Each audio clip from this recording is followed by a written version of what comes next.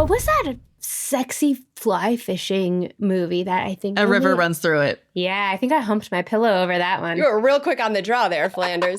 Yeah. I was actually I was already thinking, like, unfortunately, the like only iteration of Brad Pitt I would meet would be the river runs through it version. Yeah, it's so good. There is so much that's happening in this conversation right now. Dana popping up like a little gopher. It's a little meerkat to be like, which Brad Pitt would you?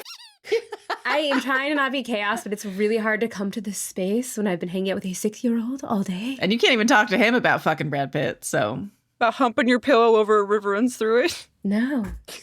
I can't talk about that. We woo past her saying that too quickly, way too quickly, collectively as a friend group. I mean, I feel like it's the kind of thing that's just on brand enough that you're like, well. Cristina gets the MVP for pointing out that Flanders said she humped her pillow to the river runs through it. No, not Flanders. Dana. Flanders would, though, honestly. You know, I only saw River Runs Through It like last year because Tommy made me watch it. As foreplay. Tommy humps his pillow to it also.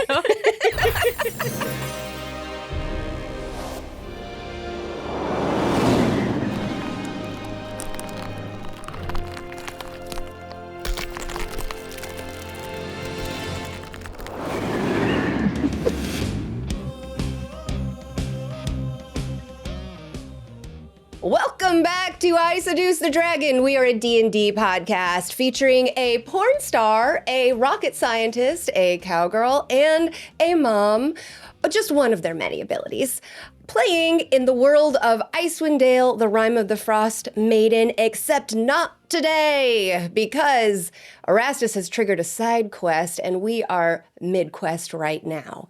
I'm Jess Parks. I'm the Dungeon Master, and I'm going to ask you guys the Icewind Dale Breaker before I kick it to you for intro. So the Icewind Dale Breaker today is, would your character rather be too hot or too cold? I'm Ryan Keely, and I play as Erastus Brainerd the 12th, a satyr artificer. And my character would rather be too cold than too hot. Why is that? Fur pants. He has fur pants he can't take off. Yeah, he can't take off his pants. I think that there's like a level of like heat that he gets, and you just can't come back from it. I was wondering with Erastus because I feel like the Feywild is probably fairly warm. And he's such a sauna creature. Hey, Jess. Mm-hmm. What is the Feywild to you? You might find out soon. By the way, now that Ryan has set this tone, I'm going to expect all of you to do a dramatic turnaround in your chair before you do your intro. Okay. Hi, my name is Cristina Van Epps, and I am currently playing Hamish Eurylochus.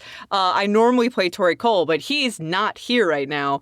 I think that Hamish would probably would prefer to be too cold for the layering reason, you know? Like, you can always put more layers on than you can take off. This is a little old man. He is a little old man. You know, wants to be cozy, get a blanket for his legs. Personally, I would much rather be too warm because I freaking hate the cold and I am a lizard in real life. Like, I just put me on a hot rock in front of a heat lamp and I'm thriving.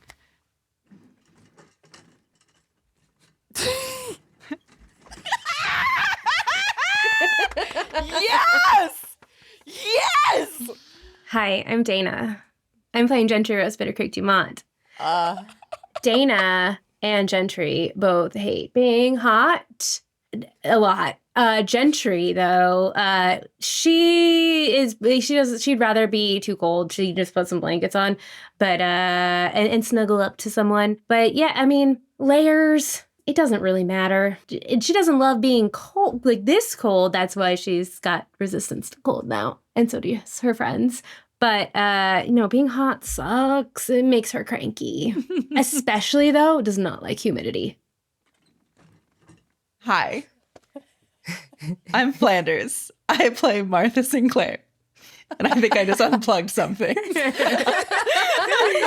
Oh, it's just my power cord. We're fine. That's fine. We don't need that. Martha would rather be too hot because I think in her travels, Martha has come very close to freezing to death and was not a fan and has never come very close to overheating to death. So she thinks it's fine. But I think that could change as soon as she gets too hot. As soon as she experiences being uncomfortably warm, I think she will change her mind. But now she has had like full conviction that being too cold is worse. That makes sense. It's like not really understanding how terrible having a broken heart can be until you have had your heart broken. I just am now looking forward to the next campaign where we all get trapped in the Sun Maiden's terrarium, where it's just hot and sunny all the time. We're just gonna be so naked. I got one trick, guys.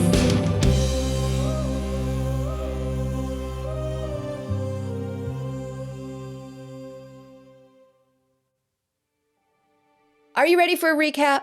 Yeah. When Erastus inadvertently opened a shining portal to the Golden Cathedral demiplane, 3 out of 4 of you hopped in, leaving your party member Tohri and your lumberjack Sven behind.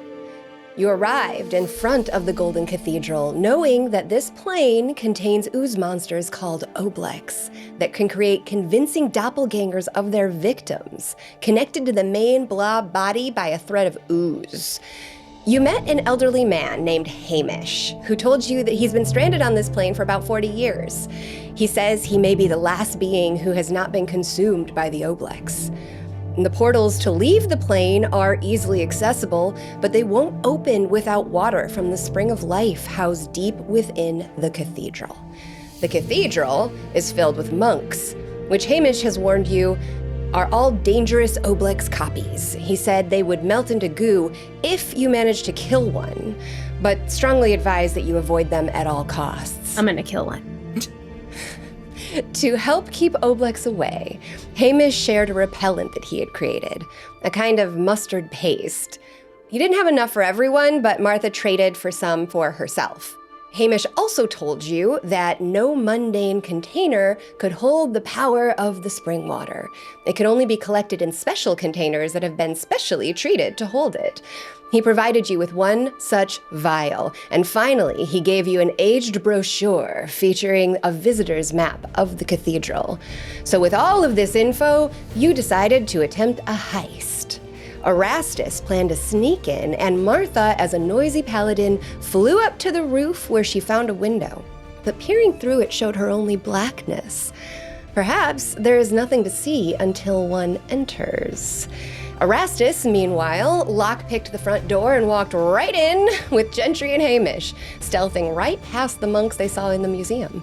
Erastus came upon a golden door that an identify spell revealed was the way to a challenge that would prove one worthy to access the spring.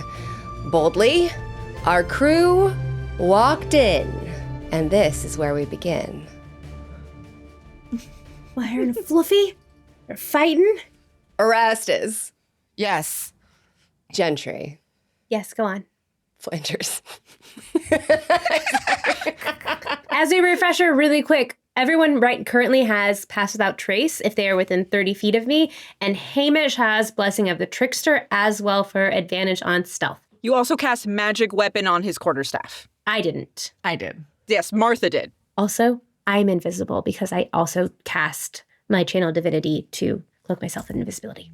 So, Erastus, Gentry, and Hamish, wielding magic stick, walk slowly into the room beyond the door. You move into the cavernous space, and not even your footsteps make a sound. The air is eerily silent and thick. It smells musty. Does it smell sulfury? It does not smell sulfury. It smells like decay. Martha, up on the roof, you are frantically peering through the window to no avail. Is there anything you'd like to do? Are there any other like skylights on the roof that I could maybe I'm just oh, maybe this one goes to a room that no one's in? There is just this one, and it's huge. It's really big. It's 10 feet across in all angles. So I assume the gardens are open. They don't have a roof over the gardens, right? Correct, yes. Okay, so I think I'm gonna, as quietly as I can, walk that way because I figure that's kind of maybe the closest entrance to where they are if shit hits the fan where I could maybe hear something. So you're going to walk across the roof to the rear of the cathedral. Yes. And get off the roof. No, I'm gonna stay on the roof, but just so I'll be closer if I hear shouts. I see. She's watching the back. Okay. But I'm staying on the roof. You walk over to the edge of the roof, Give me a perception check. Oh, great. That's the thing I'm so good at. Your favorite. 3. You're listening so hard, you aren't really paying attention to what's going on in the garden. Inside the chamber, the silence is broken. There's a high-pitched wailing sound, like a horn, and you hear in the distance ahead the tippy-tapping of many little feet. Erastus, your boots vibrate as appearing out of the darkness, figures, indistinct at first, short. Are they dwarves? And then they become more apparent. Racing out of the darkness, you see a number of Duergar.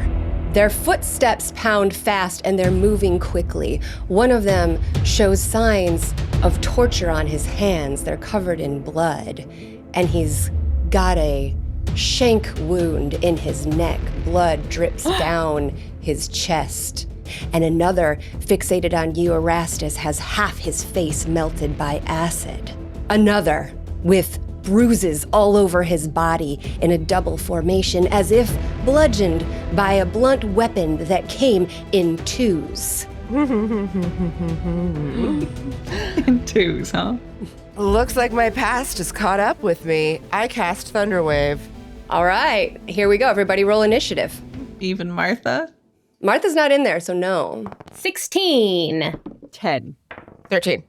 So we have got among the Duergar, the one with the tortured hands, call him Torture, so that you know who you're attacking. The one with the acid melting half his face, call him Face. Face. For the one that's got the double bludgeoning damage, call him Motorboat. That's my move. And as you ready yourselves to fight these Duergar racing at you, 2 more beings appear. One is a monk racing forward with a stab wound in his gut. And behind him, moving more slowly, but with vengeance in his eyes, is Rime. Gentry, you're up first. Okay, I immediately, as an action, I am going to, it's not a spell though, it's just an action. It was going to drop Pass Without Trace. I am going to channel Divinity, turn undead, because it smells musty and they look like zombies. So I present my holy symbol, which is my amulet. Yes. And I speak a prayer, censuring the undead. So I say, the Hearthkeeper senses your coldness.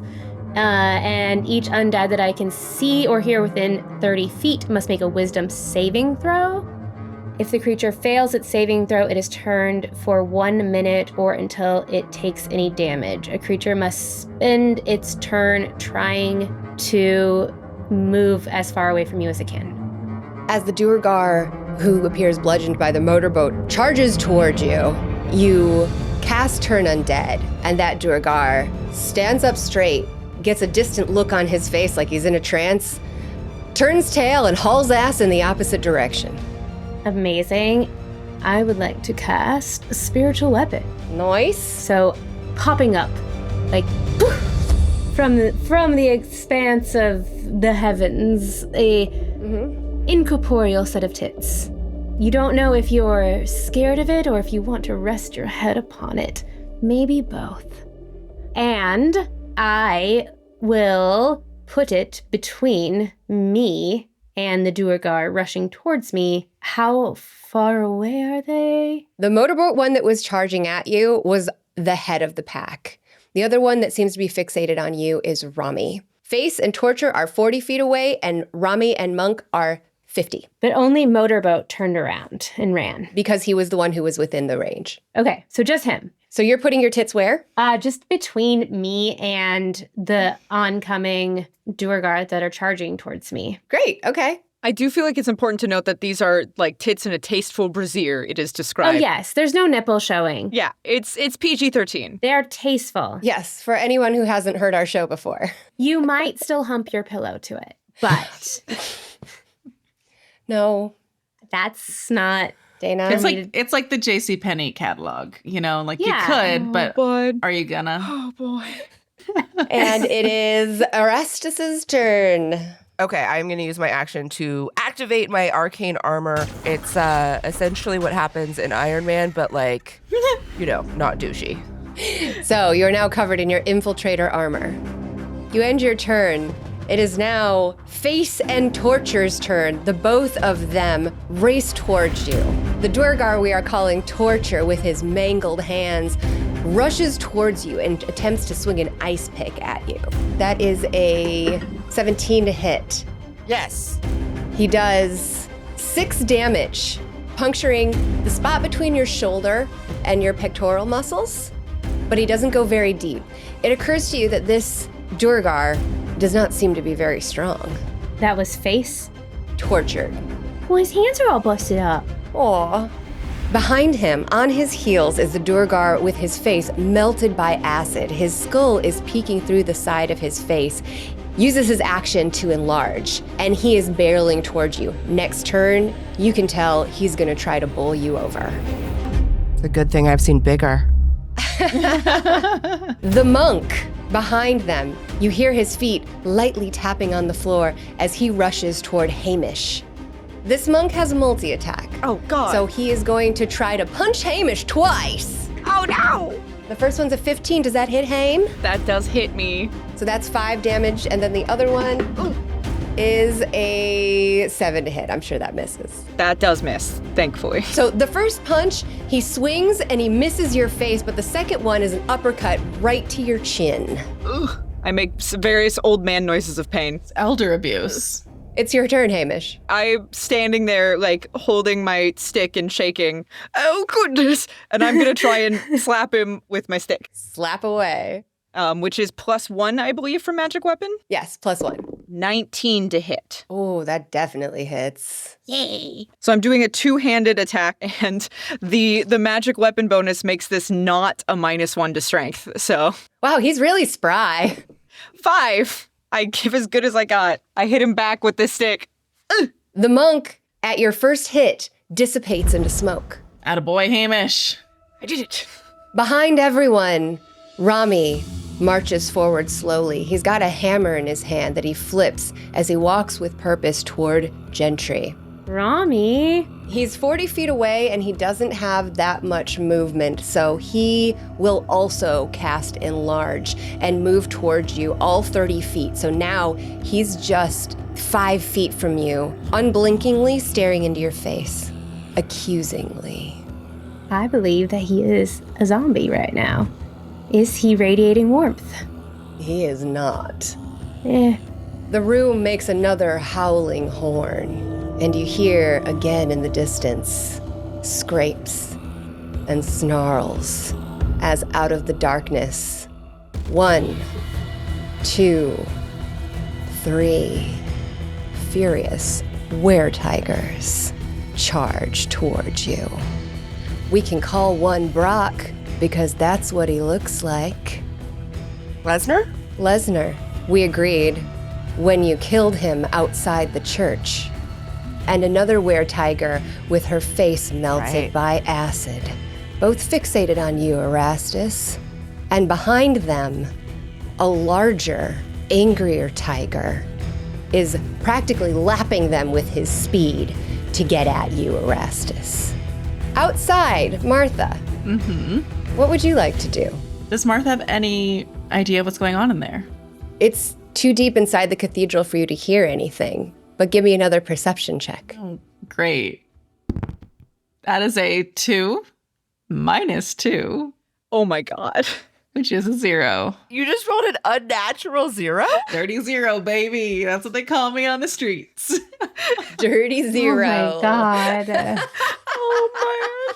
Oh no. Martha's not perceptive. I Oh feel my like there's like God. mid-maxing, but for you, there's just like mid-minning. Does Martha have a stroke? Is that why she just blacks out for a second? I think story-wise, Martha's probably just like cannot stop looking at the green grass and the flowers and the trees. And it's just Aw. like, That's nice. So dazzled by the surroundings that you didn't even notice that you have been noticed by the monks.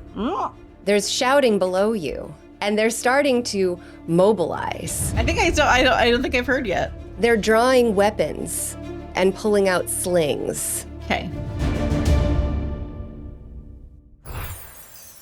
Lore 92, who is too cool to have a last name. She's just got a jersey number. Thank you so much for helping us make this podcast. We appreciate you. And thank you, Lore 92, for keeping it live on Patreon. Thank you for being a woman who pays for our content. Right? That too. You're our favorite flavor. More girls. Back inside. I'll have to take your word for it because Martha does not know this. Things Slayer knows that Martha doesn't notice yet as she's watching birds fly by. Gentry, it is your turn. I am going to cast Spirit Guardians. I call forth spirits to protect me. They float around me at a distance of 15 feet for the duration. I designate Hamish and Erastus to be unaffected by this. And as a bonus action, I'm going to move my spiritual weapon to be close to Ice Pick Torture Hands. As you throw up spiritual weapon with Rami in a large form in your face, he dissipates into smoke as well. Oh. And you move your tits over by the torture hands. The doer guard by the name of Torture Hands, I will attack with my spiritual tits. All right, roll the hit. That is a 15 to hit. You just wiggle him in his face. It doesn't make contact yet. Does he like it? He makes a moan, and he waves them away. With his fucked up hands? With his fucked up, mangled hands. What should we call the were-tigers? I have named the were-tigers Brock, Face Tiger, and Fast Kitty. Erastus, Brock, Face Tiger, and Fast Kitty are all charging at you. How far away is Gentry from me? 10 feet. Hamish is on your right, Gentry is on your left, and they are both within 10 feet of you. I want to run as close to these creatures as I can and cast Thunder Wave. Fantastic. You rush into the midst of these three were-tigers, and as you get close enough to them, you cast Thunder Wave, which spreads a circle of force out from you and knocks them back. Each creature within a 15-foot cube originating from you must make a Constitution saving throw. That's a 5 for Brock. Nice. That's a 7 for Face Tiger. And a 14 for Fast Kitty. It's got a meet or beat to pass. Attack saving throw is 14 con 14, yeah. So, Brock and Face Tiger fall back prone, struggling, enraged. But Fast Kitty just takes damage and is not knocked back. Can I roll for damage? Yeah. 13. 13. 13, what kind of damage is it? Thunder. Thunder damage. Boom! Brock and Face Kitty fall back, yowling, clutching at their ears. And even Fast Kitty takes a second and flinches away from the noise. All of them take damage, but they're not out yet. Now, it's the Face and Torture Duergar's turn. You ran past them. Now they are turning on you from behind, and they're going to try to also swing at you again with their weapons. That's a 15. That does hit. The mangled hands with his ice pick buries his pick in your shoulder from behind. He does 3 damage. What did you do with Face? Face enlarged. And Erastus just ran away from where he was. Erastus ran past him and around. So the enlarged guy goes, stops running, turns a complete 180, and he reaches out to try and strangle you with his fists. Ooh. If he was close enough, he would have got hit by that Thunder Wave. Good point. He rolled an 18 to save. Son of a bitch. So he's trying to strangle you. How do we do this, Cristina? My safe word's Cadillac. Is the intention to harm or to grapple? Harm. So this would be an unarmed strike. Got it. Great. Thank you. You're welcome. I love having an assistant DM. So nice. The acid-faced, large Duergar slowly reaches his hands to try to encircle your head, Erastus. But he moves so slowly that you can duck right out. And he closes his hands over nothing. Ooh. Now it is Hamish's turn. Hamish is standing there, stick outstretched, shaking. Aw. Oh. And he's just like, Miss Gentry, do you need my assistance? Hamish, why don't you... I think you need to take cover. Get out of here, Hamish. We got this. I appreciate it. Protect yourself. You've gotten this here this long. Run away! Run away! Oh, all right. And he's not going to leave through the door, but he's going to back up towards the door. If you see our friend Martha, can you get her to come down here? Please. I don't know if the door closed behind us or not. The door closed behind you. You can't leave. I'm just backed up towards the door like, righto, will do. For purposes of the fight, he will take the dodge action. I love that. Outside, Martha, Mm-hmm. your pleasant reverie is broken when you are struck by a stone from the monks below. Annoying. It tinks right off your armor, but they are holding clubs and swinging slings. Okay. Or roll initiative. 15. 15.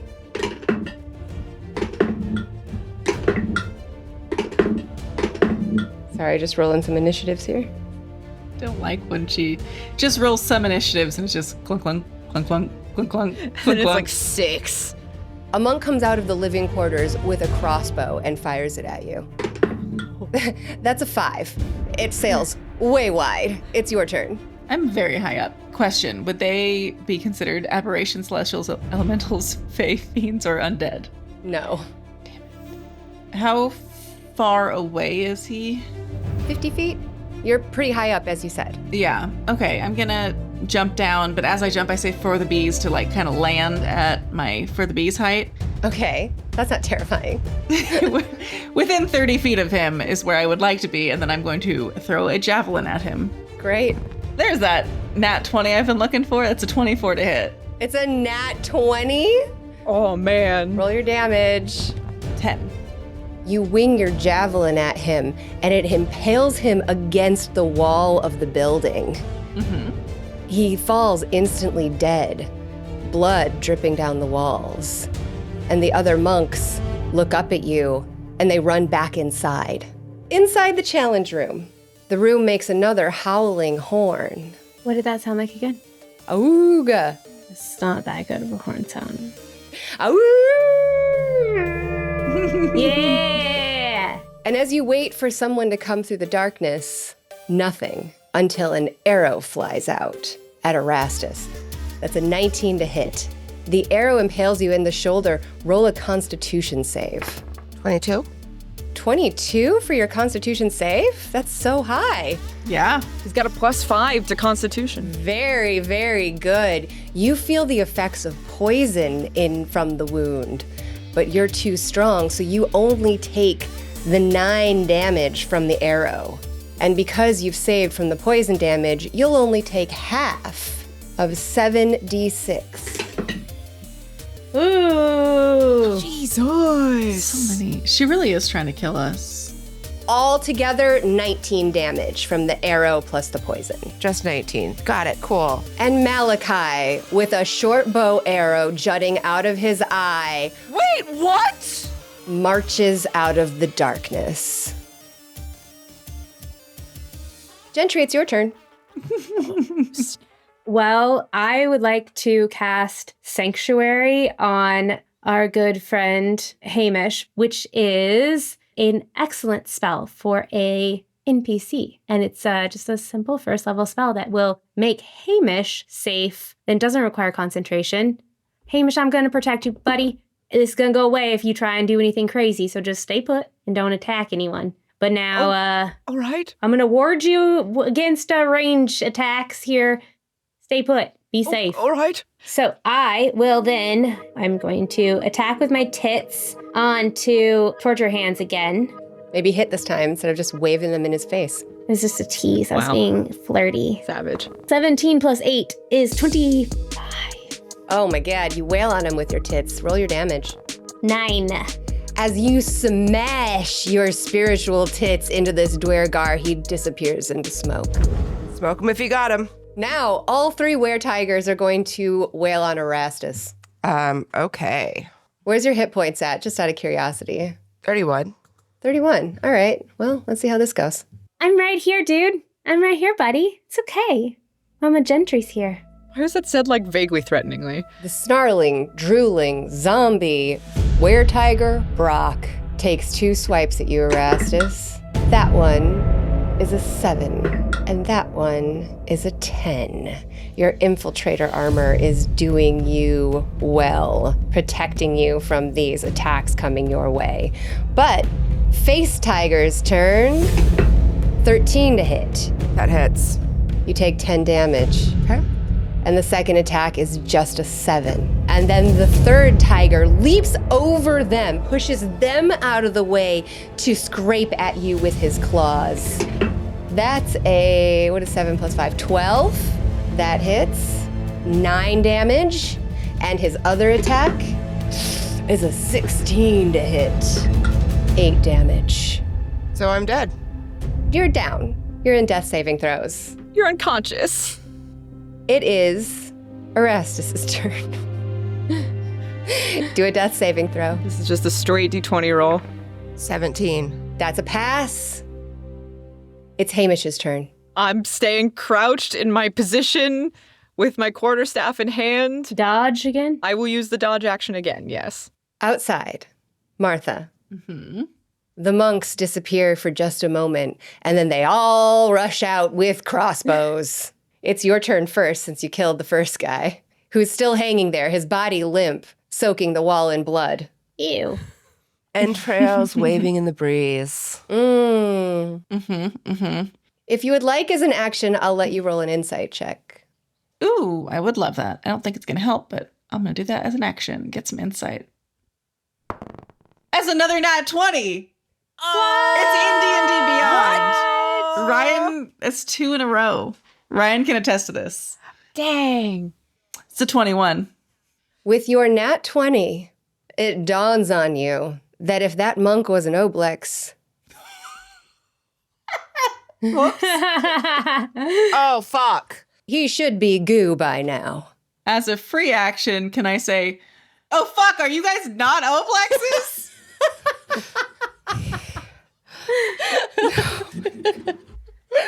Oh my god.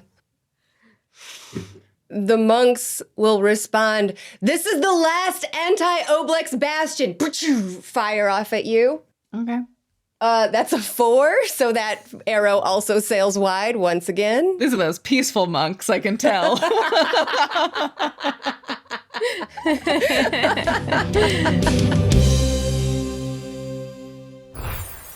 This episode was brought to you by Quantic.com. Quantic Bank is a fully digital CDFI bank that is basically all the benefits of a credit union, but you can be from anywhere. They have a ton of non-traditional mortgage options to basically help anybody try and get a house. Quantic's goal is to make sure that everyone can achieve the dream of homeownership, which is something that is really not that accessible right now, considering the economy. So they have unique loan and mortgage options for people who are self-employed, if you're in the gig economy, if you are not constantly employed and don't have reoccurring income but can afford a mortgage, they want to help you own a home. They have a really simple documentation process. They want to strip down the paperwork as much as possible, and they're going to help you through the whole thing. They've got a diverse, multilingual sales team so that no matter your background, you can achieve the dream of home ownership. So if you're interested, go to Quantic.com, that's QUONTIC.com, and look into their non-traditional loans.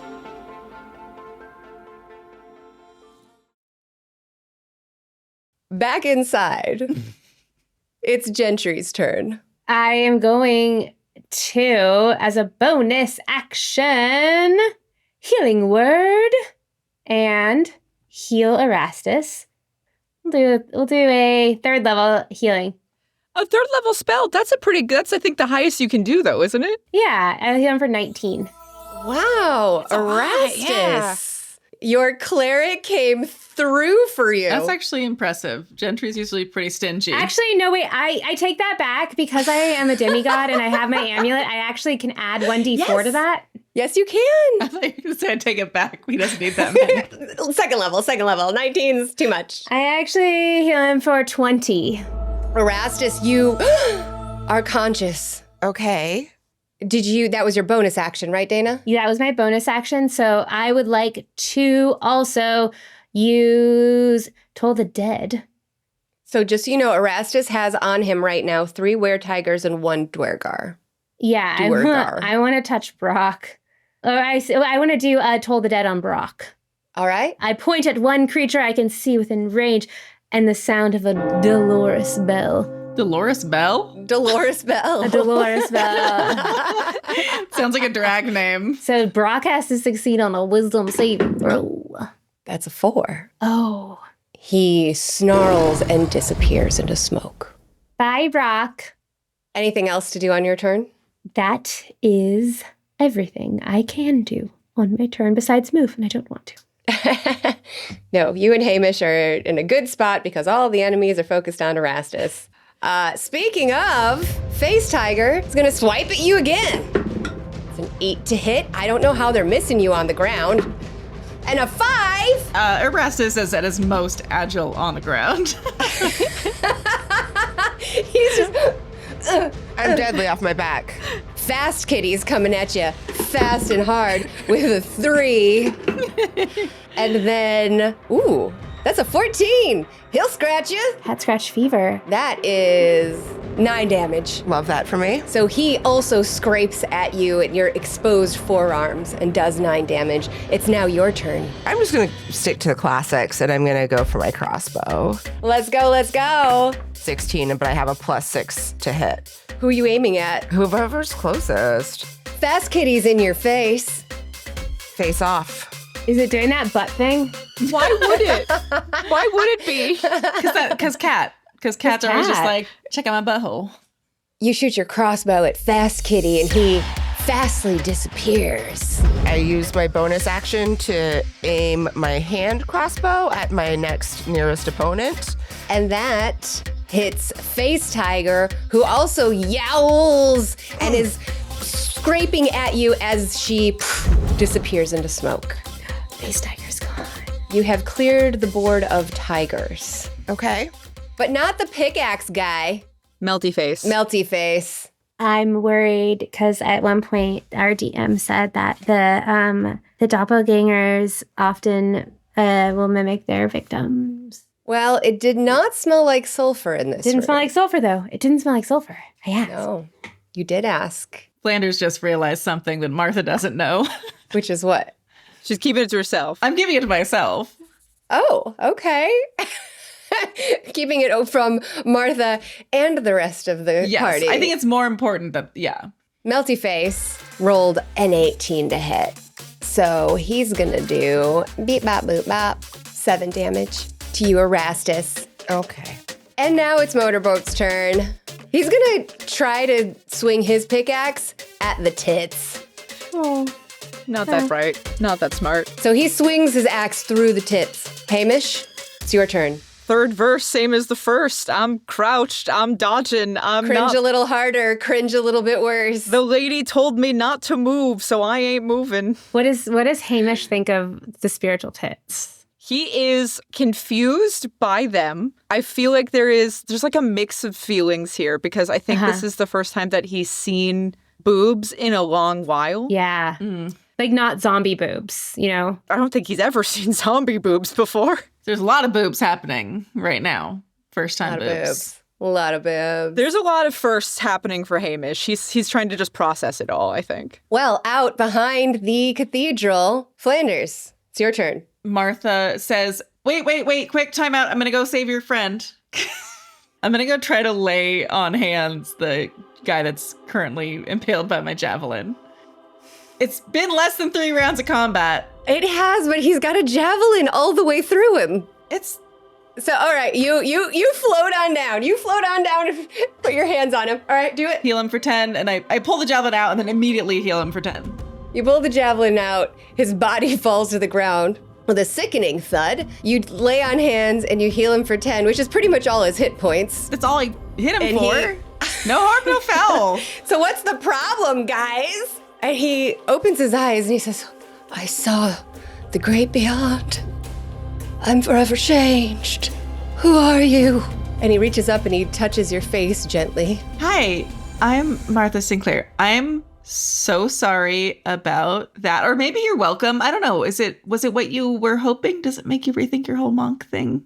What? No. Okay, okay, cool. So you're welcome. Prove you were right.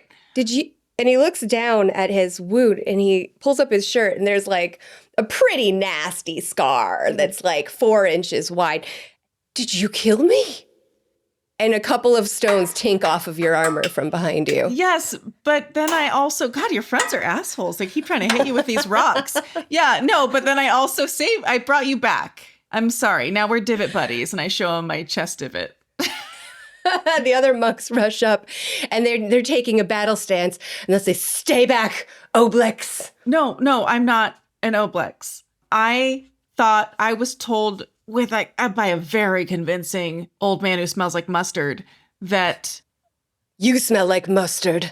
Well, because he said it was the only way to keep Oblexes away. So I know you guys aren't Oblexes because you're here and I smell like mustard. So me and my friends got transported here by a portal, and then this old man in the bushes was like, help me get the water, and then we can all leave here, and they're all Oblexes in the temple, and we gotta sneak in to get to the spring. Where are you from? Icewind Dale. And they confer quietly, and one of them steps forward, and he says, I'm Jack. Jack Shortstaff. Icewind Dale is on the material plane. Yes. You came here from the material plane. Yes. Did any Oblex escape with you? No, so I came with like my 2 friends, and one of them used to have an Oblex in his head, but it left. It went like out of his eye.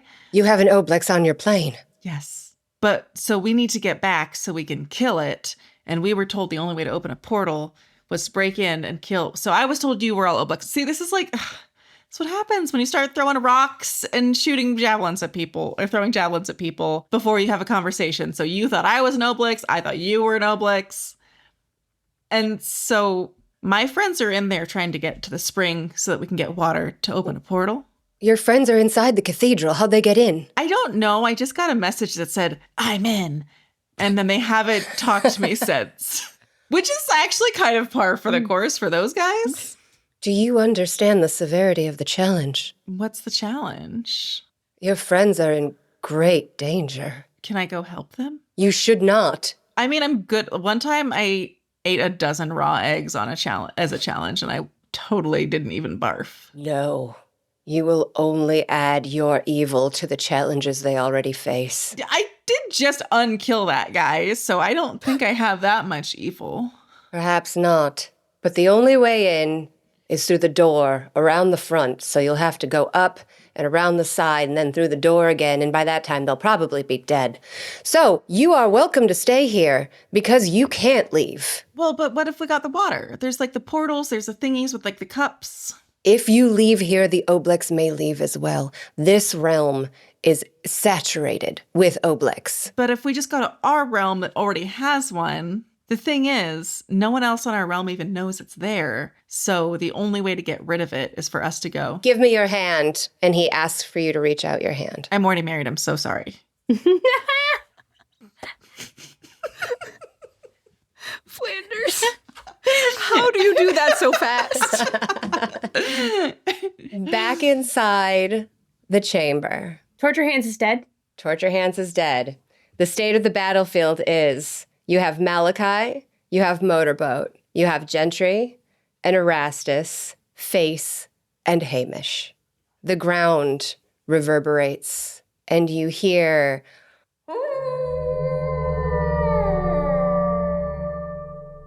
It's for you, Dana. Thank you. It reverberates again with growing intensity. the floor cracks beneath your feet and suddenly breaks and buckles upward, and through it bursts the Chardalyn dragon with its face broken to shreds. Everyone roll a dexterity save or be knocked prone. This is kind of unfair because I feel like it was actually Martha and Tohri who killed it, and they're not even there. It was a group effort. I would argue that Erastus doesn't need to roll because he's already prone. Oh, fuck you! That's 20! Erastus actually stands up. +2. It's like he's prone. It hits him so hard he does like the cool, like the kip up. Yeah. The reverberations like knock him up and then he just lands on his feet, his little hoof feet. That's right. Hell yeah. Gentry, what was yours? Mine was 15. And Hamish? I got a 14. Hamish, appropriately, is knocked down. Dana stands her ground. And Erastus actually stands back up.